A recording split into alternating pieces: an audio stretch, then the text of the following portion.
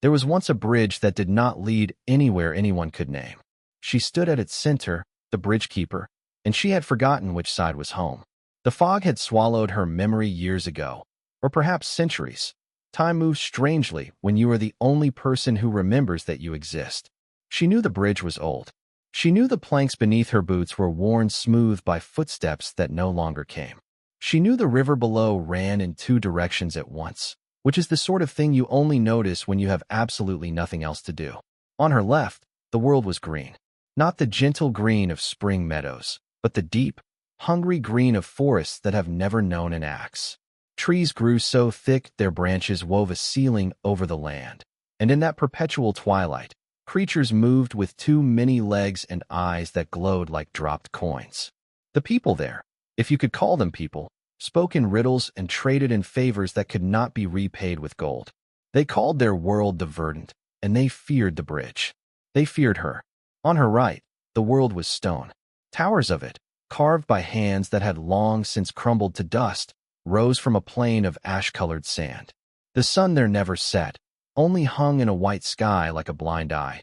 And the people, truly people, this time, human and sharp-featured and desperate, built their lives around the one thing the verdant lacked. Rules, laws, contracts written in ink that dried only when both parties were dead. They called their world the covenant, and they too feared the bridge. They feared her. She did not know which world had birthed her. This was the problem. This was the crack in everything. She remembered being a child, or thought she did. A small hand holding a larger one. A voice singing a song about crossing over. But had the voice been singing her toward the green or away from it? Had the stone towers been the destination or the prison she had escaped?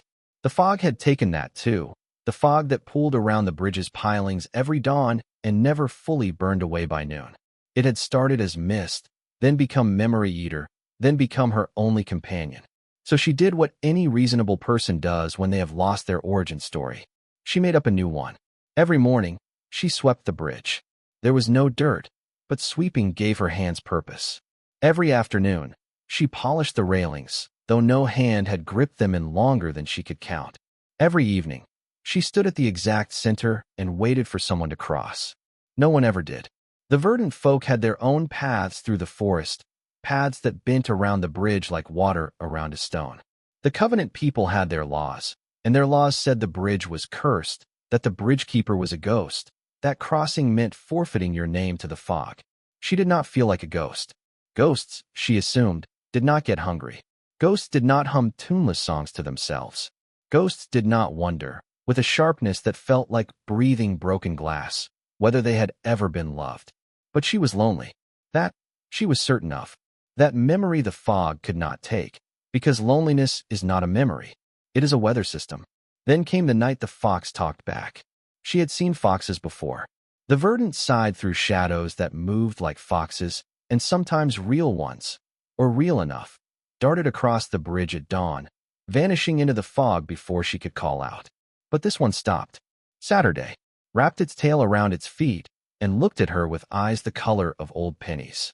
"You sweep a bridge no one crosses," the fox said. Not a question, a statement, delivered in a voice like dry leaves scraping stone. "I keep it ready," she said, "because after so long alone, you do not question talking animals. You are simply grateful for the conversation. Ready for what?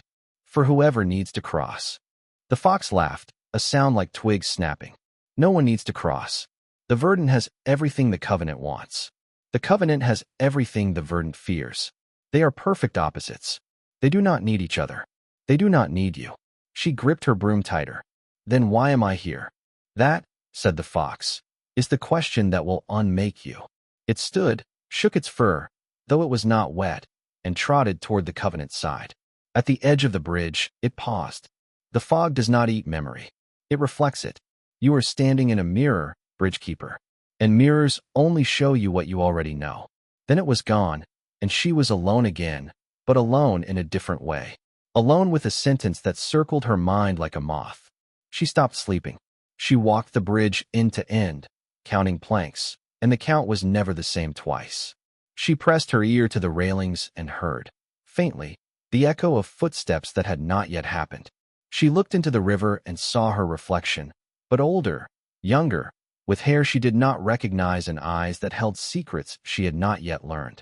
And she began to understand. The bridge was not a bridge. Not really.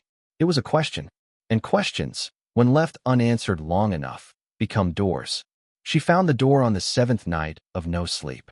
It was in the exact center of the bridge, where she had stood every evening for years, and she had never seen it before because she had never needed to.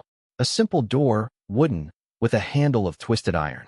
It opened inward, which should have been impossible, because inward meant down, into the river, into the fog, into the space between the green world and the stone world. She opened it. There were stairs. Of course there were stairs. Stories always have stairs when you are descending into something you cannot climb back out of. She went down. The fog thickened with each step, but it did not blind her. It clarified. She saw fragments. A green canopy overhead, a hand pulling her through underbrush. A stone tower, warm in the sun, a voice telling her to wait, to be patient, to be good. She saw herself small, smaller, a child running, a child hiding, a child standing at the edge of a bridge that had not yet been built and crying because she did not know which way to go. She saw the truth, and the truth was this. She had been born in neither world. She had been born in the space between them, in the argument they had been having for 1,000 years. The verdant and the covenant were not opposites. They were divorced parents, and she was the child left on the doorstep, the proof that they had once touched, once mingled, once made something that was neither green nor stone, but both and neither. The bridge was not built to connect them. It was built to contain her. She reached the bottom of the stairs and found herself in a room. No, a world. Small, yes, smaller than the others, but complete. A sky that was neither white nor twilight, but a soft, impossible silver. Trees that grew in spirals, their barks smooth as river stone. Towers of woven vine and carved wood, not stone, not forest, but negotiation. And people, not the riddle folk of the verdant, not the contract people of the covenant, but something new. Something that spoke plainly and built carefully and laughed at jokes that were not traps. They were waiting for her. "We have been waiting," said a woman with hair the color of the silver sky, "since before you were born.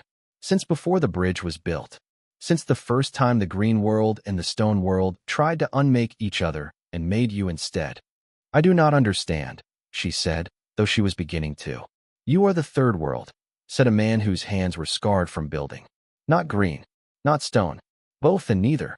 The bridge was built to keep you here, to keep you small, to keep you from becoming what you are. The fog was not eating your memory. It was hiding it, hiding us, hiding the fact that a third way has always been possible." She looked at her hands. They were the same hands that had swept the bridge, polished the railings, waited in loneliness for travelers who would never come. But they were also older hands, younger hands, hands that had built towers and planted trees and written laws that were kind. "I forgot," she whispered. "You were made to forget," said the silver-haired woman. "But forgetting is not the same as unmaking." The bridge-keeper who forgot which world she belonged to. She did not belong to either. She belongs here. She belongs to the in-between. And the in-between, when it grows large enough, becomes a world of its own. She walked through the small world, and it grew with each step. The spiral trees stretched higher. The woven towers deepened their foundations. The people, her people, she realized, the ones who had been waiting in the fog of her forgetting, began to sing, and the song was not a riddle and not a contract, but a simple melody about coming home. She found the other door at the far edge of the growing world. It opened onto the bridge, but the bridge was different now. The planks were silver, like the sky below. The railings were warm, like living wood. And at either end, the fog was lifting. On the green side, the verdant folks stood at the forest's edge, their too many eyes wide. On the stone side, the covenant people gathered in their white sunlight, their sharp faces softening. She walked to the center of the bridge, her bridge, and she did not sweep. She did not polish. She simply stood, and she spoke in a voice that carried to both worlds, a voice that was neither riddle nor law but plain truth. "I am the bridge keeper," she said. "I kept this bridge for years, waiting for someone to cross. No one came, because you were all afraid. Afraid of each other. Afraid of me. But I was not waiting for you. I was waiting for me. And now that I am here, the bridge is open. Not from green to stone, or stone to green. From either of those, to here, to the third place, to the world that remembers what you have forgotten, that you were never truly opposite, only estranged. The fox sat at her feet, grinning its twig-snapping grin. What will you call it? This third world. She thought of the silver sky, the spiral trees, the woven towers, the people who had waited in fog and patience. She thought of the loneliness that had been her only certainty, and how it had been not emptiness but preparation. A clearing of space, a making of room. I will not name it, she said. Names are for things that are finished. This world is just beginning. It will name itself, in time.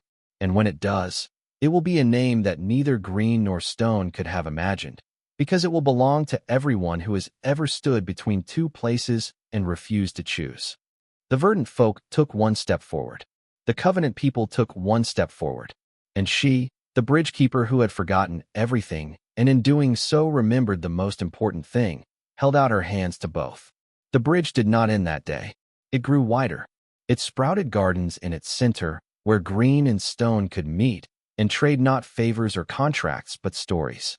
It became a city, eventually, a city built on a bridge over a river that ran in two directions, then three, then more directions than anyone could count.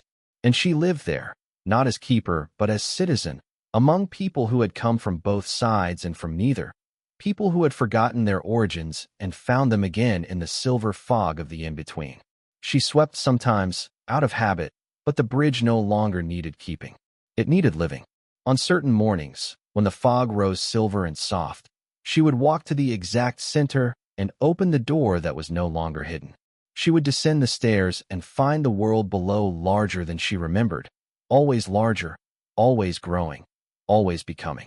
And she would smile, and she would hum her tuneless song, and she would know that forgetting is not the end of the story. It is the moment before the new story begins. The bridge keeper who forgot which world she belonged to did not belong to any world at all. She belonged to the act of crossing, to the space between here and there, to the courage it takes to stand in the middle and say, I will not choose your sides. I will build my own. And that, in the end, is how legends are made. Not by gods or heroes or ancient powers, by the ones who get lost, who forget, who wander in fog long enough to realize that the fog was never hiding the path. It was hiding the destination. And when the fog cleared, she was already home.